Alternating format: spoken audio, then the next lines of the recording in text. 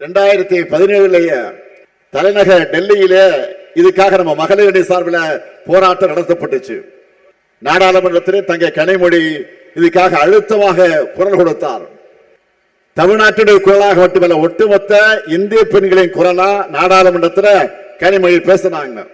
தேவையே இல்லாத நிபந்தனையோடு பெண்களுக்கான 33 விழுக்காடு மசோதாவை ஒன்றிய பாஜக அரசு நிறைவேற்றியிருக்கு.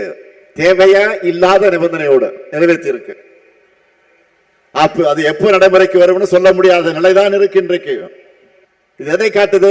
ஆபரேஷன் சக்சஸ் ஆனா பேஷன் டெட் சொல்லுவாங்கல்ல, அப்படி இருக்கு அவங்களுடைய செயல்பாடு. பெண்களாகிய உங்களுக்கு நாடாளுமன்றத்திலும் சட்டமன்றத்திலும் அதிகாரம் கிடைப்பதை பாஜக விரும்பல.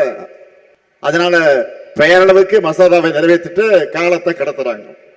ஆனா நம்ம திராவிட மாடல் ஆட்சியை பொறுத்த வரைக்கும் இது பெண்களுக்கான ஆட்சி. மகளிர் எல்லோரும் இன்னைக்கு அவ்வளவு மன நிறைவா மகிழ்ச்சியா அதிகாரத்தோடு இருக்காங்க.